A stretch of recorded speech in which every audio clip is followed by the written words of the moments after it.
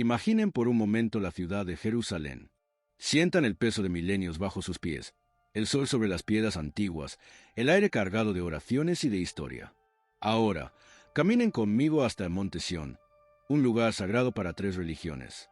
Allí, en el cementerio católico, entre cruces y lápidas desgastadas por el tiempo, hay una tumba que desafía toda lógica, una tumba que plantea una pregunta imposible.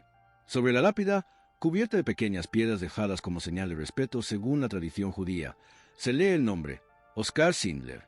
Y aquí comienza el enigma, porque el hombre que yace en esta tierra santa, honrado de una manera tan profunda, fue miembro del Partido Nacional Socialista Obrero Alemán. Llevó en su solapa la insignia de la esvástica. Fue un espía de la Abwehr, el servicio de inteligencia militar de la Alemania nazi. Es, de hecho, la única persona que fue miembro del partido nazi en recibir el honor de ser enterrado en el Monte Sión. Alrededor de su tumba, el día de su funeral en 1974, no se congregaron dignatarios nazis ni viejos camaradas de guerra. Se reunieron los rostros arrugados por el tiempo y el sufrimiento de los Schindler-Juden, los judíos de Schindler. Las mismas personas que su partido había sentenciado a la aniquilación total. Ellos le lloraron. Ellos contaron su historia. Ellos, al final de la guerra, le habían entregado un regalo forjado en el crisol del infierno. Un anillo de oro, fundido a partir de los empastes dentales de uno de los supervivientes, Simon Heret. En el anillo, grabaron una frase del Talmud, una línea que se convertiría en el alma de su leyenda. Quien salva una vida, salva al mundo entero. ¿Cómo es posible? ¿Cómo un espía nazi, un empresario oportunista, un hombre de apetitos desmedidos y moralidad cuestionable, llegó a ser sepultado como un héroe en el corazón de Israel? Para resolver este misterio, para entender esta vida de contradicciones, debemos viajar hacia atrás en el tiempo. Debemos despojarnos de la leyenda y conocer al hombre que fue, un hombre que, según todos los indicios, era el salvador más improbable de la historia. Nuestra historia comienza en Spittau, Moravia, en ese entonces parte del Imperio Austrohúngaro, donde Oskar Schindler nació el 28 de abril de 1908, en el seno de una familia de clase media de habla alemana. Su padre, Johann, era dueño de un negocio de maquinaria agrícola, y su madre, Franziska, era una devota ama de casa. Tenía una hermana menor, Elfriede, con quien mantenía una relación cercana. En su juventud, Oskar no mostró señales de grandeza moral ni de un destino heroico. Al contrario, era un hombre definido por sus pasiones terrenales. Un auténtico bon vivant. Amaba los coches rápidos, las motocicletas, los trajes caros, las fiestas, el buen komiaki, sobre todo a las mujeres. Era carismático, gregario y encantador, pero carecía por completo de disciplina y de un rumbo claro en la vida. Su carrera antes de la guerra fue una letanía de fracasos. Intentó trabajar en el negocio de su padre, pero no funcionó. Abrió una escuela de conducción, fracasó. Se dedicó a vender diversos productos, desde equipos eléctricos hasta propiedades del gobierno, pero su falta de constancia y su pésima gestión financiera lo llevaron a la ruina una y otra vez. Era un hombre que acumulaba deudas con la misma facilidad con la que llenaba su copa, siendo arrestado varias veces por embriaguez pública. En 1928, a los 20 años, se casó con Emily Pelfl, la hija de un próspero granjero, una mujer buena y leal que soportaría sus constantes infidelidades, que incluyeron al menos 2 hijos extramatrimoniales durante su matrimonio. Su vida personal era un reflejo de su vida profesional, caótica y sin un ancla moral. Sin caminos legítimos hacia la fortuna que tanto anhelaba, Schindler se volcó al oportunismo. En 1935, se unió al Partido Alemán de los Sudetes, una organización pro-nazi, no por una profunda convicción ideológica, sino por los contactos y las oportunidades que ofrecía en un clima político cada vez más polarizado. Un año después, en 1936, fue reclutado por la Abwehr, la inteligencia militar alemana. Su motivación, como admitiría más tarde, era puramente financiera. Necesitaba el dinero para mantener su estilo de vida. Se convirtió en espía, utilizando su encanto y su habilidad para moverse en círculos sociales para recopilar información sobre las infraestructuras militares y ferroviarias de Checoslovaquia en preparación para la inminente invasión nazi. Esta peligrosa carrera casi le cuesta la vida. En julio de 1938 fue arrestado por las autoridades checas y sentenciado a muerte por espionaje. Solo la anexión de los Sudetes por parte de Hitler, tras los acuerdos de Múnich en octubre de ese año, le salvó del pelotón de fusilamiento. Lejos de aprender la lección, profundizó su relación con el régimen. En febrero de 1939, solicitó formalmente su ingreso en el partido nazi. Cuando Alemania invadió Polonia en septiembre de ese mismo año, Schindler vio la oportunidad de su vida.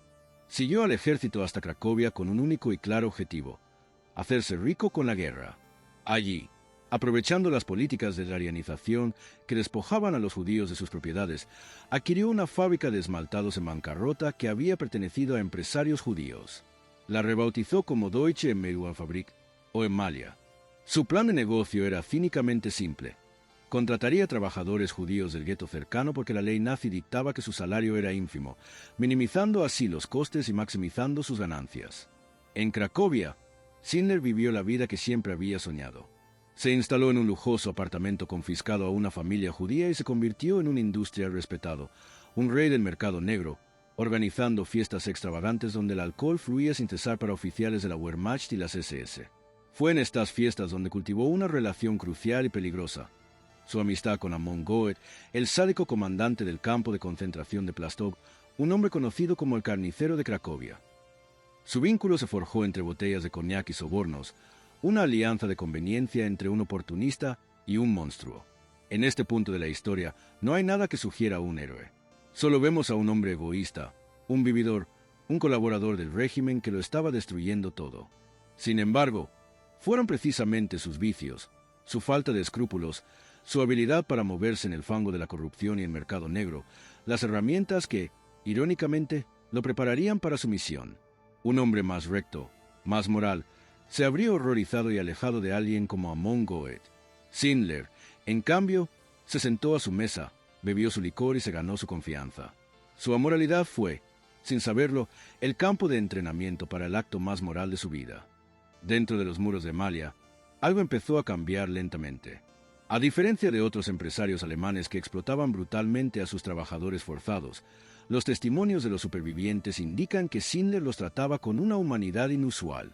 Aunque las condiciones eran duras, especialmente cerca de los hornos de esmalte y las cubas de ácido sulfúrico, Schindler se aseguró de que sus trabajadores recibieran raciones de comida extra, compradas en el mercado negro con su propio dinero, que eran significativamente mejores que las que recibían en otros campos.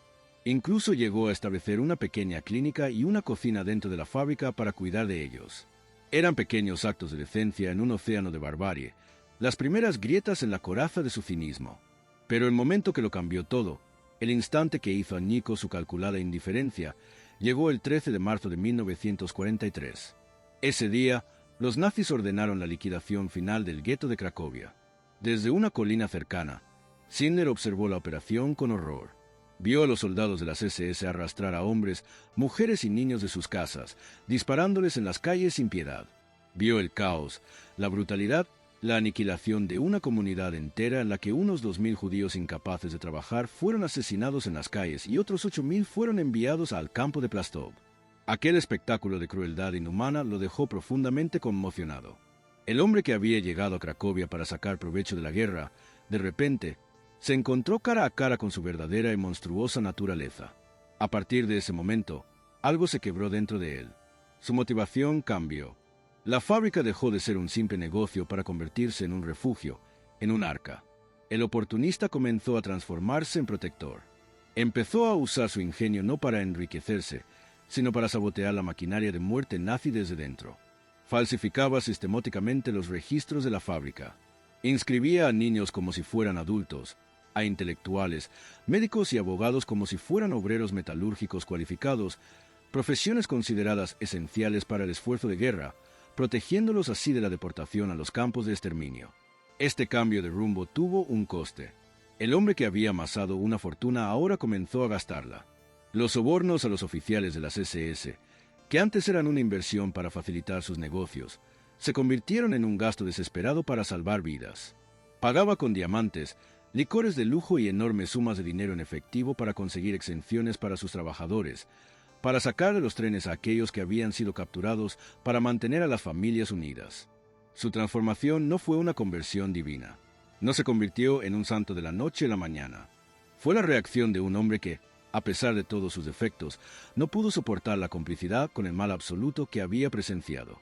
Como diría años después en un documental, sentí que los judíos estaban siendo destruidos y tenía que ayudarlos. No había otra opción. No era la elección de un filósofo moral, sino la respuesta visceral de un ser humano que, finalmente, había sido despertado por el horror. La transformación de Schindler se materializó en un plan de una audacia sin precedentes. Para proteger a sus trabajadores de la brutalidad diaria y los asesinatos arbitrarios de Amon Goeth en el campo de Plastov, Schindler usó toda su influencia y una cantidad exorbitante de sobornos para obtener un permiso que nadie más consiguió: construir su propio subcampo en los terrenos de la fábrica Emalia. Este lugar se convirtió en un santuario relativo en medio del infierno. Los guardias de las SS tenían prohibido entrar en la zona de producción, los castigos eran inexistentes y la comida era mejor. Schindler incluso logró trasladar a cientos de judíos de otras fábricas cercanas a su subcampo, salvándolos del terror de Goeth. Pero a finales de 1944, el frente oriental se acercaba. El ejército rojo avanzaba y los nazis, en su retirada, comenzaron a liquidar los campos, enviando a todos los prisioneros a las cámaras de gas de Auschwitz. Schindler sabía que el tiempo se agotaba. Fue entonces cuando concibió su plan más arriesgado: convencer al alto mando nazi de que le permitieran trasladar toda su fábrica, con sus más de 1000 trabajadores judíos, a Brunlis, en su natal Checoslovaquia, bajo el pretexto de que su producción de municiones era vital para la guerra. Para ello, necesitaba una lista, la famosa lista de Schindler. Su creación no fue como la retrata la película, un momento íntimo entre Schindler y su contable Itzhak Stern. Fue un proceso caótico y desesperado, una colaboración entre Schindler, Stern y un prisionero de Plastov llamado Mietek Pemper, que tenía acceso a los registros del campo. Y en este proceso surgió una figura moralmente ambigua: Marcel Goldberg, el encargado de mecanografiar la lista final, quien, según testimonios, aceptó sobornos de familias desesperadas para añadir nombres, demostrando que incluso en el acto de salvación más noble, la lógica corrupta del sistema nazi seguía presente. El viaje a Brunlis fue una pesadilla. El tren que transportaba a unos 800 hombres llegó sin mayores problemas, pero de las 300 mujeres fue desviado, por un error o por malicia, directamente a Auschwitz-Birkenau. Durante semanas, vivieron el terror absoluto, rapadas, deshumanizadas, a un paso de las cámaras de gas. Al enterarse, Schindler no dudó. Envió a su secretaria personal con una maleta llena de bienes de lujo y una promesa de pagar 7 Reichsmarks diarios por cada trabajadora. Su intervención funcionó. Las mujeres fueron liberadas y enviadas a Brunlis. Es el único caso documentado en la historia de Auschwitz en el que un grupo tan grande de personas salió con vida mientras el campo de exterminio seguía en pleno funcionamiento. En Brunlis, el papel de su esposa, Emily Schindler, se volvió fundamental. Mientras Oskar se encargaba de los sobornos y la burocracia, Emily se convirtió en el ángel guardián de los prisioneros. Con los recursos casi agotados, vendió sus propias joyas para comprar comida y medicinas en el mercado negro. Su momento más heroico llegó en el crudo invierno de 1945. Un tren sellado, un vagón fantasma, llegó a las puertas de la fábrica. Dentro, 120 prisioneros judíos del campo de Golestov, congelados y al borde de la inanición. El comandante de las SS local planeaba dejarlos morir. Fue Emily quien se enfrentó a él, exigiendo que se les permitiera entrar. Ella y Oskar se hicieron cargo de los 107 que aún vivían, cuidándolos en un sanatorio improvisado y devolviéndoles la vida. Para los que no sobrevivieron, Oskar compró un terreno cercano para darles un entierro judío digno. Mientras tanto, la fábrica de municiones era una farsa. Schindler saboteó deliberadamente la producción. En todos los meses de operación, la fábrica no produjo ni una sola bala útil para el ejército alemán. Falsificaba los informes de producción, comprando municiones en el mercado negro para presentarlas como propias y engañando a las autoridades para mantener su arca a flote en un último y brillante acto de resistencia. El 8 de mayo de 1945, la guerra en Europa terminó. Para los Schindler-Juden fue la liberación. Para Oskar Schindler fue el principio del fin. Como miembro del partido nazi y agente de la Wehr, era un criminal de guerra buscado, especialmente por los soviéticos. Con la ayuda de sus trabajadores, que le prepararon una carta testificando sus acciones para salvarlos, él y Emily huyeron hacia el oeste, hacia las líneas estadounidenses, acompañados por su amante y varios trabajadores judíos en un camión cargado de mercancías del mercado negro. Llegó al mundo de la posguerra como un hombre arruinado. Había gastado toda su inmensa fortuna, estimada en más de $1 millón de la época, en sobornos, comida y medicinas para mantener con vida a sus protegidos. El hombre que había sido un industrial exitoso en la guerra, demostró ser un completo fracasado en la paz. En 1949, con la ayuda de organizaciones judías, emigró con Emilie a Argentina, llevándose consigo a 6 familias de los judíos que había salvado. Intentó criar pollos, pero el negocio quebró. Luego probó con las nutrias, para vender su piel, y el resultado fue otro desastre financiero. Los historiadores sugieren que su éxito en Cracovia se debió en gran medida a la brillantez de sus contables judíos, como Isaac Stern y Abraham Bankier, y no a su propio talento para los negocios. En 1958, derrotado y ahogado en deudas, Schindler hizo lo que mejor sabía hacer cuando las cosas se ponían difíciles: huyó. Abandonó a Emilie en Argentina, dejándola sola con una montaña de deudas, y regresó a Alemania. Nunca más volverían a verse. En Alemania, su vida continuó en una espiral descendente. Intentó montar una fábrica de cemento, pero también fracasó. En 1963 se declaró en bancarrota y un año después sufrió un infarto que lo dejó hospitalizado durante un mes. Pasó sus últimos años en un pequeño apartamento en Frankfurt, empobrecido, a menudo borracho, un fantasma del hombre carismático que había sido.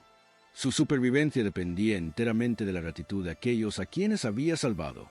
Los Schindler-Juden, dispersos por todo el mundo, nunca lo olvidaron. Le enviaban dinero regularmente, financiando la vida del hombre que les había dado la suya. Mientras tanto, en Argentina, Emilie vivía una vida modesta y a menudo amarga. Se sentía olvidada y, con justa razón, reclamaba reconocimiento por su propio papel en el rescate. En entrevistas, no ocultaba su resentimiento hacia Oscar, describiéndolo como un mujeriego, un haragán y el hombre que la abandonó en la ruina. Fue ella quien pronunció el epitafio más certero de su vida. Ni antes ni después de la guerra hizo nada que valiera la pena. Esos fueron sus mejores años. Su vida demuestra una verdad profunda y trágica. Oscar Schindler era un hombre hecho para la tormenta, no para la calma. El caos, la corrupción y el peligro extremo de la guerra fueron el único escenario donde su particular conjunto de defectos pudo transformarse en una virtud extraordinaria. En el mundo ordenado y predecible de la paz, esas mismas características, su impulsividad, su falta de disciplina, su desdén por las reglas, solo podían llevarlo al fracaso. Oscar Schindler murió en Hildesheim, Alemania, el 9 de octubre de 1974, a los 66 años, pareciendo mucho mayor de lo que era, un anciano prematuro. Pero su historia no terminó allí. Los Schindler-Juden, la familia que había forjado en el fuego del Holocausto, cumplieron su último deseo: ser enterrado en Jerusalén. Y así, el enigma con el que comenzamos encuentra su respuesta. El espía nazi descansa en Tierra Santa porque, en el momento más oscuro de la humanidad, eligió la humanidad. Durante décadas, su historia fue poco más que una leyenda susurrada entre los supervivientes. El mundo no la conocía, pero uno de ellos, Paul Pfefferberg, hizo de contarla la misión de su vida. En 1980, su incansable esfuerzo lo llevó a un encuentro casual en su tienda de equipajes en Beverly Hills con el novelista australiano Thomas Keneally. Pfefferberg, con su carisma arrollador, convenció a Keneally de escribir la historia, lo que dio lugar al libro El Arca de Schindler en 1982. Años más tarde, esa historia llegó a manos del director Steven Spielberg y su película de 1993, La lista de Schindler, grabó su nombre en la conciencia del mundo para siempre. El Estado de Israel ya lo había honrado mucho antes. En 1962, Yad Vashem, el Memorial del Holocausto, lo nombró justo entre las naciones, un título otorgado a los no judíos que arriesgaron sus vidas para salvar a judíos. Se plantó un árbol en su honor en la Avenida de los Justos, un símbolo vivo de la vida que él había protegido. En 1993, ese honor se extendió, con toda justicia, también a Emilie, reconociendo su papel crucial y a menudo olvidado. Hoy, se estima que hay más de 8,500 descendientes de los judíos que Schindler salvó, repartidos por todo el mundo. Miles de vidas que existen gracias a las decisiones de un hombre imperfecto. Y es precisamente en su imperfección donde reside el poder de su historia. Oscar Schindler no era un santo. Era un pecador, un oportunista, un hombre egoísta y profundamente defectuoso. Su vida no nos enseña que los héroes nacen puros, sino que el heroísmo es una elección que puede ser tomada por la persona más inesperada en el momento más inesperado. Su legado es un desafío a nuestras cómodas nociones del bien y del mal. Nos demuestra que la capacidad para la compasión y el coraje no es patrimonio exclusivo de los virtuosos. Reside en todos nosotros. La historia de Oscar Schindler nos deja una tarea. Primero, aprender. Buscar las historias de los miles de otros justos entre las naciones. Personas como Irena Sendler, la enfermera polaca que salvó a 2.500 niños del gueto de Varsovia, o Chiune Sugiara, el diplomático japonés que emitió miles de visados contra las órdenes de su gobierno. Segundo, compartir. En un mundo donde la ignorancia y la negación del Holocausto aún persisten, estas historias son nuestra arma más poderosa. Son el testimonio que no debe ser olvidado. Y tercero, actuar. Recordar siempre la inscripción en aquel anillo de oro, no como una reliquia del pasado, sino como un mandato para el presente. Quien salva una vida, salva al mundo entero. Es un recordatorio de que cada acto individual de decencia, por pequeño que parezca, tiene el poder de hacer frente a la injusticia y de afirmar el valor infinito de una sola vida humana.